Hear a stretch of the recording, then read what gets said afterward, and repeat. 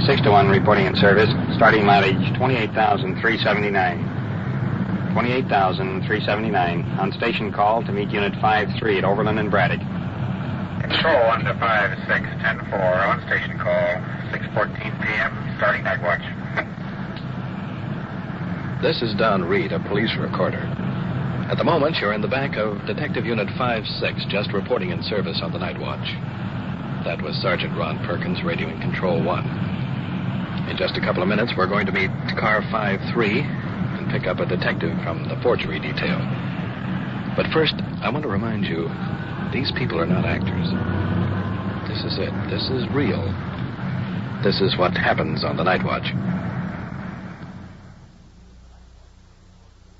Night Watch, the actual on-the-scene report of your police force in action. There are no actors. There is no script. Every voice, every sound is authentic. The investigations are recorded as they actually occur. Night Watch, presented with the cooperation of the Police Department of Culver City, California. W.N. Hildebrand, Chief. And now we switch you to car 5-6, already on investigation somewhere in the field, and to police recorder Don Reed.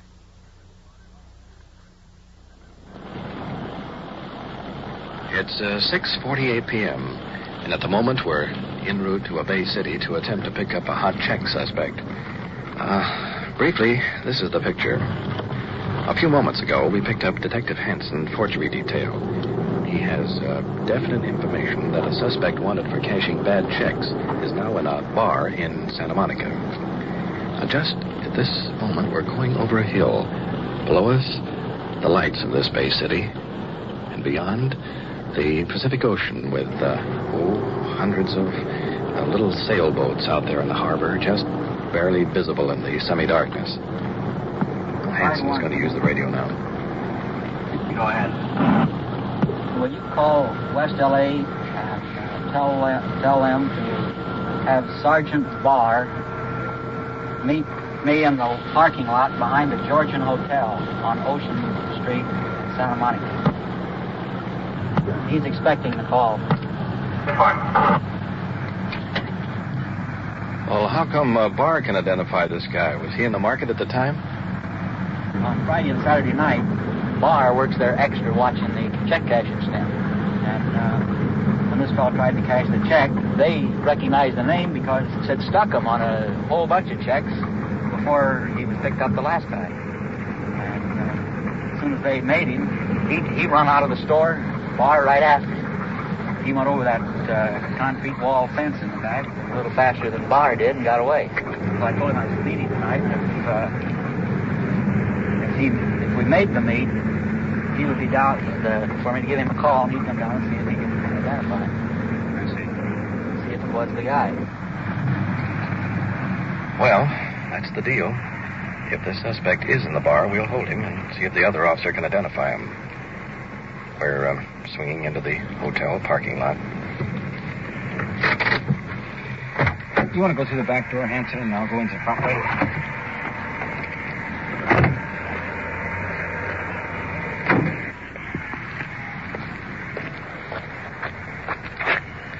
We'll take up station here behind a couple of palm trees. There's a clear view straight through to the bar. I can see right through the front door. About, 8 or 10 people are sitting on the stools there. One note I forgot to add. This suspect is a 3-time loser on the same charge. His record shows 3 arrests and 3 prison terms. In fact, I understand he just got out of jail, or joint, as some of the prisoners call it. Of course, as you heard, his big mistake, he left the market in such a hurry he forgot his driver's license.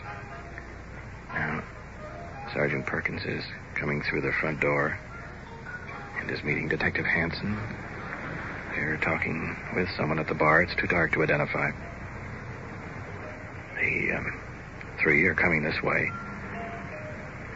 Well, that's our boy, all right. I recognize him from the mug photo. Let's get a good look at the suspect under the lights. Tall, thin, sallow complexion. Well, we're all getting in the car now. The LA officer will be along in just a moment. And see if he can identify the suspect. Meanwhile, let's see what he has to say.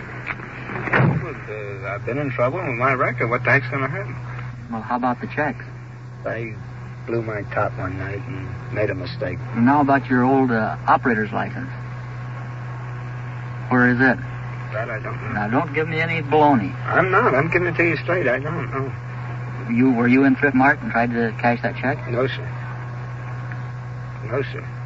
Absolutely You not. tried to cash a check there where you'd cashed some before. They recognized the name and chased you out. And Sergeant Barr of West L.A. chased you, and you got away from him when you jumped over the brick fence in the back. That wasn't me. You're sure? I'm positive. What if he saw you? Well, I wouldn't know whether he saw me or not. I mean, I don't know. I don't even know who you're talking about, so that I didn't have anything to do with. Well, where did you lose your operator's license? Well, I don't know. I think I lost it when I first came back. After you came back from the joint? Yeah. I don't know. Just one day I happened to look for my license and I didn't have it. I mean... How long you been out of the joint? Some How much time did you spend up there? year. I might look like the guy or something. I don't know. I mean, that's part I wouldn't know, but I sure as heck I'm not the guy. This the only check you have out? The one I was telling him about. Yeah, There's none other anywhere else? no. What's going to happen the next time you get drunk? I'm not going to get drunk. I'm working now, and How'd you find out that you'd written the check if you were drunk that night? I didn't even know I'd written it. There's Sergeant Barr now. What's going on? Pulling in beside our car. The officer who possibly can identify the suspect. Let's get out of the car. Sergeant's coming over. Studying the suspect. I would say yes. I have a copy of his operator's license. You have? I can check his thumbprint against the one on his operator's license. Well, he doesn't deny the operator's license. That's where he lives. On Tabor, but he says that just after he got out of the joint that he lost his operator's license. What's an operator's license or a chauffeur's license? Chauffeur's license. Well, you lost your chauffeur's license to me. You're lucky you didn't get a little lid. I don't think so. No, I think so. And you recall down at Thrift Mart when you passed the check. I mean, we're not kidding each other, and it's just a matter of fact. And to me, you appear to be the one. And when I checked the operator's license against the thumbprint, well, I'll be satisfied. Other witnesses can identify you. And it fell up on top of the roof, threw a brick at you, but he missed you when you went over the fence. In fact, you have another check out that you passed at the same market prior to this time that you didn't pick up. Do you recall that? Oh, yeah. I recall if you're talking about the market up there on Venice Boulevard, Yeah, so I why recall. why did you run that day? Well, as far as the checks are concerned at that market, yes, you are very correct. I have passed a check there. Oh. And for that, I did time for it. And Yes, sir. You're so right how about there. the one that you passed there the day you ran? There's no use of denying it. It's a matter of fact now. I mean, we're not trying to put anything on you that doesn't belong on you, but they still have the check. They still have your chauffeur's license. And what you lost, that is true, but you lost it at the market that day, not after you get out of the joint. Got that right? It's just a matter of getting witnesses to prove it, that's all, which are available. A little hard up for dough, is that it? Well, the suspect, as you heard, denies all knowledge of the crime, so he's being placed in the back seat of our car, and the officers are walking over here for a little private conference. Let's go over to the car now and see if he tells the same story when the officers are not around.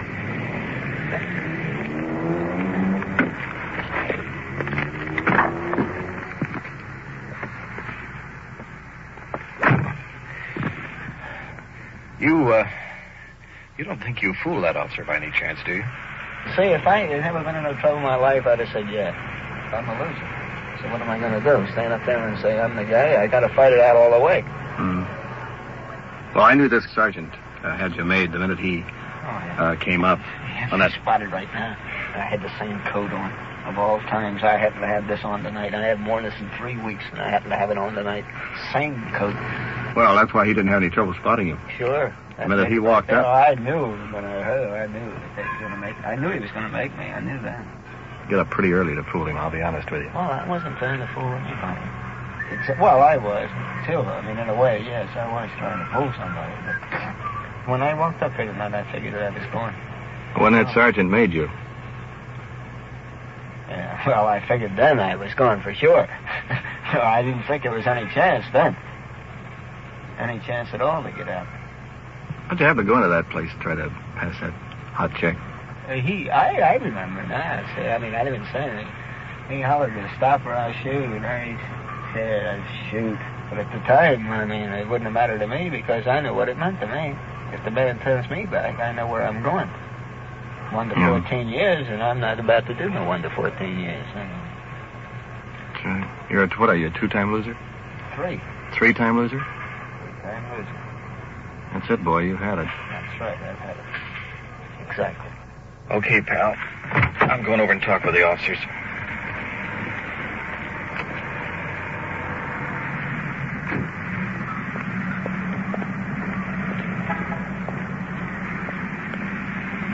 Bert, Seaman. Yeah, what's up? I was talking to the suspect off the record. He admits passing the bad checks and the escape. Yeah?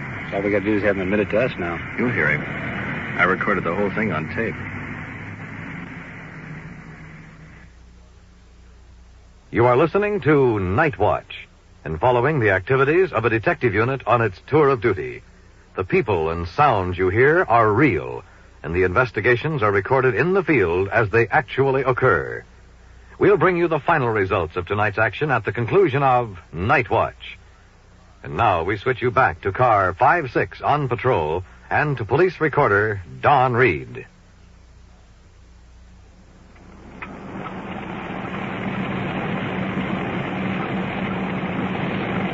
We've been back on patrol for better than an hour.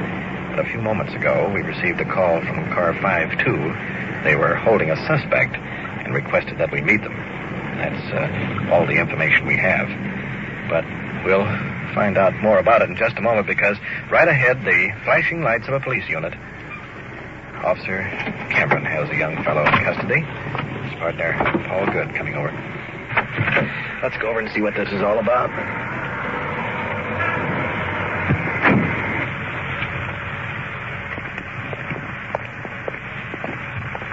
What do you got, Paul? Well, the partner and I were cruising along, and we saw this kid walking down the street and had a pretty strange-looking package under his arm. So we turned around and shook him down, found out the kid's packing a 16-gauge shotgun. Got about 3 boxes of ammo with him, a cartridge belt full. Just wandering aimlessly around this time of night. Good boy, huh? Yeah. I've seen him before. We booked him on burglary. In fact, the other night, I stopped him for shooting BB guns at a car.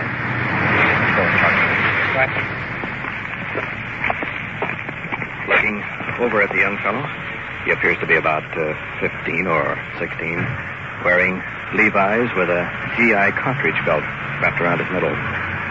Sergeant Perkins is talking with the boy, so let's move right on over there. Thanks, Barry. Going right over here by Culver Center? You got a receipt for it? No. How much you pay for it? Without the tax, it was $22.55. They sold it to you? Yeah. Walked in, says, I want to buy a shotgun. Those are shells. Says, I want to buy a shotgun. He sold me those, too. Anybody's been arrested on a felony is not permitted to have a gun. You're not going to get the guy in trouble, are you? Yes, we are. He sells a minor a gun, we certainly are. Take him up there. Well, the young fellow is being placed in the back seat of car 5-2. We're going to go on to the station. Take him in, too.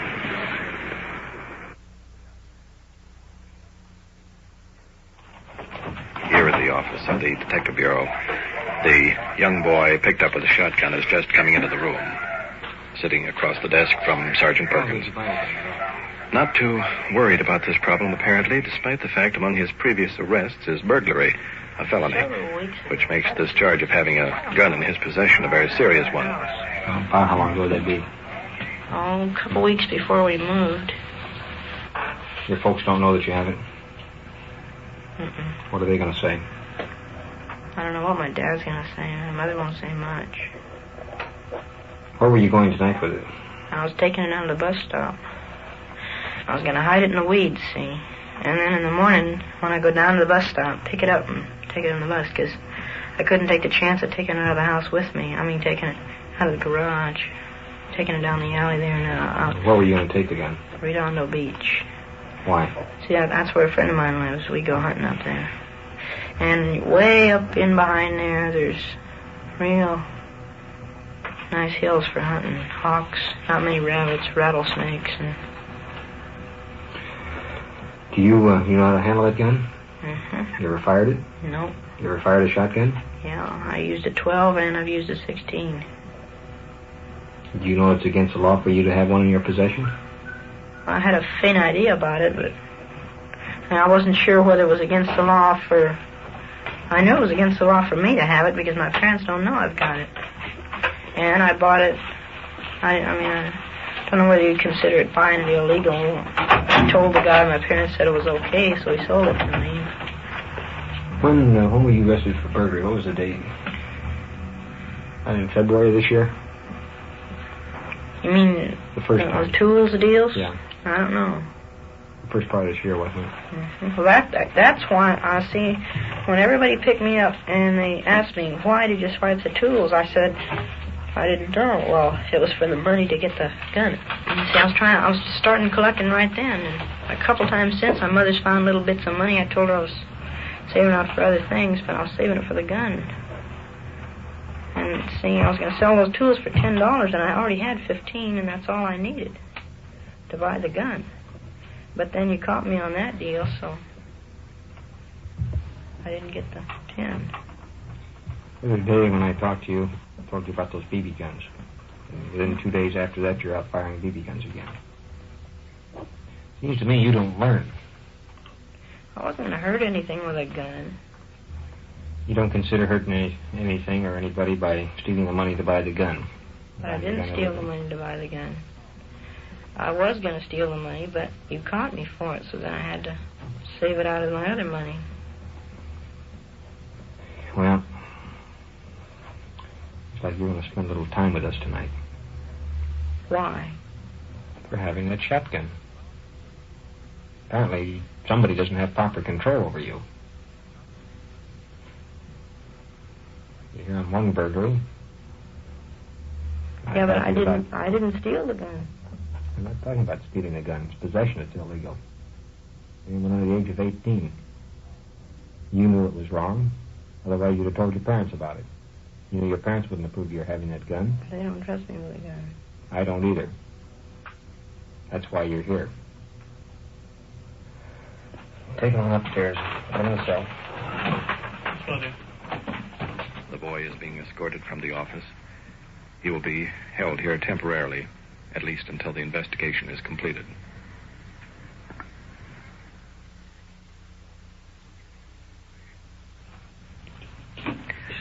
About 45 minutes have passed since we talked to the young boy. Meanwhile, the sergeant put in a call for the owner of the store where the gun was purchased. He has just entered the office. Nervous. Not quite sure what it's all about. I wanted to get some information. Do you sell any firearms down there at your store? Well, we sell 22s once in a while, and we take orders on them. We don't actually Any stock shotguns down there? We don't stock them at all. Do you sell any? Have you sold any in the last couple of months down there? I think we sold one. Who was that to? Do you remember? Some young fella. How old was he? About 16, I guess. How about shotgun shells? Yes, we sold the same fella shells. Are you the owner of the store there? Yeah. Are you familiar with the ordinance that prohibits the sale of firearms to minors? Actually, I'm not familiar one way or the other with it. Have you been informed relative to selling of firearms? No. Radio car officers, Officer Cameron and Officer Good, picked up a 16-year-old boy tonight carrying a shotgun and all these shotgun shells. He purchased the shotgun from your store. As far as we're concerned, it's a very serious thing. This kid has been now. This one, I honestly don't know when he started to buy them. They've been coming in and buying shells. Now, whether he came in once with his father or not, I don't know. But he had been looking at this gun for months and months and said his father finally gave him permission to get it. And he brought in fact, it took us maybe 3-4 weeks to get the gun for him. And that's how we sold it to him. Well, but I actually thought that he had his father's consent. His parents know nothing about the gun whatsoever. See, he said his parents gave him the money. But he is a juvenile, and it's your responsibility to... I realize that now. Believe me, I guess I have to take the full responsibility for it. I realize the seriousness. Really, I do. Well, it's more serious than I think than you realize, because this boy is not the type of boy that should have a gun. Somebody might have gotten hurt. And if somebody had gotten hurt, you would be criminally responsible, the same as the boy and his parents. Now, we have no alternative in this particular case but to request that the city attorney file a complaint against you. I have no... But I would suggest that in the future that you refrain from selling any type of a deadly weapon. Well, I definitely will. I mean, I'm just sick, that's all. I've never done anything wrong. I've always tried to do the right thing. That's all. Thank God nobody was hurt. I mean, I'm not trying to ease myself. I'm just sick, that's all, really. I just hope that... one thing the thing that probably is saving a lot of trouble is the fact the officers spotted him before somebody got hurt with a gun. I'm just sick about it. I'll go outside. My wife will give me worse than what you did so far. But I really am very sick about this thing. And anything that I can do, I will do. Okay, sir. I've always been cooperative, and I certainly agitated. I didn't want to do anything that was... I'll drop down first part of the week and discuss it with you. I'm sure we'll work out. Good night. Thank you for coming in.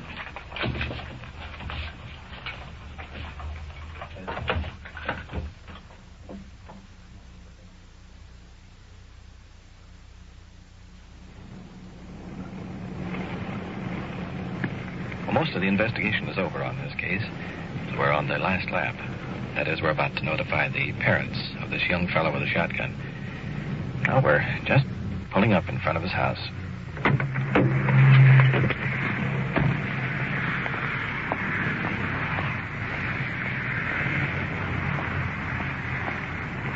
Up the walk. It's a modest home here in the suburbs. A couple of bikes and some roller skates on the porch. Young, attractive woman coming to the door. Screen's open. Sergeant is advising her of the problem. I know what's the matter. I got home from the show and I thought I was at a kid's house and I'm just sick. Can we come in? Oh, come on. What happened now? Well, we're moving furniture that's here. right. He was carrying a shotgun down here earlier this evening. A shotgun? A shotgun. You mean a real shotgun? Real shotgun. A bunch of shotgun shells. He bought the gun about a month and a half ago from this store over here. Uh-huh. They sold it to him. We talked to the manager. He's admitted it, and we're filing action against him for selling to a minor. Oh, I've been so mad at them. They've sold shells, and he's given them to other kids, and they'll sell anything to any kid. No matter who it is, they'll sell anything if they have the money. Well, we're putting a stop to it because we're filing action against them on that basis. Well, we had everything settled yesterday, and we talked it all over, and we're going to take him to a doctor and have treatment, and I can hardly talk. I got so upset when I got home. We decided that everything would be okay, and we would let him have psychiatric treatment, which we thought would straighten him out and all that. He shouldn't be out at night, and I haven't let him be. So tonight we wanted to go to the drive-in, and we asked him to go, and he didn't want to go to the drive-in. I got home, and he wasn't home. Well, we were trying to get hold of his first chance we had to get back down here. Has he done anything, though? I mean, can he come home? Yes, we can be released. Oh, I'm telling you. But the fact that the trouble he's been in and the fact that he was carrying this gun, he could have gotten into trouble. Uh-huh. Somebody could have gotten hurt. That's a pretty deadly weapon, that shotgun. Well, if you want to, can you go get your car? Yes. You want to go on down and I'll notify them to release him. Do I have to go in there again? Yeah. Oh, God. Check him out. Okay, let's go. Well, the problem seems fairly well squared away. The boy will be released to his mother. I'll be right back. Well, get your PJs on, honey. All right, I'll call him and tell him to let him go. Good night. Let's get back to our radio car.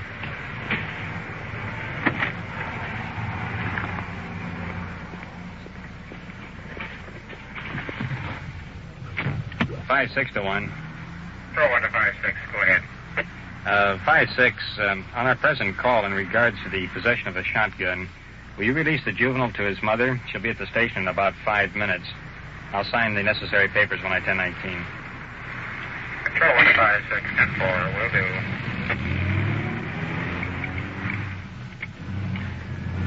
You know, Perk, I had a mania for guns when I was a kid, too.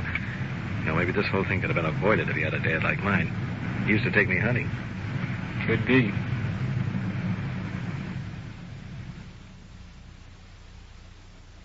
What you have just heard is real, recorded as it actually happened. And now, back to Police Headquarters and Chief W.N. Hildebrand. Tonight's first investigation involving the suspect passing bad checks. The case took an unusual twist inasmuch as the suspect denied any knowledge of the crime when first questioned by the officers. However, after listening to his recorded admission, he confessed he was the man who had attempted escape after passing the bad check. The final investigation of the boy illegally possessing a shotgun showed where we must have the cooperation of store owners where firearms are sold. Many tragedies will be avoided in the future if tonight's case is well remembered. No police department can cooperate efficiently without the eyes and ears of the American public. To further that cause is the reason we bring you Night Watch. Thank you, Chief Hildebrand. You have been following the on-the-scene reports of your police force in action. Every voice, every sound has been real. Night Watch, brought to you through the cooperation of the Police Department of Culver City, California, is produced by Sterling Tracy and Jim Hadlock, with technical advice by Sergeant Ron Perkins, and described in the field by the official police recorder, Don Reed.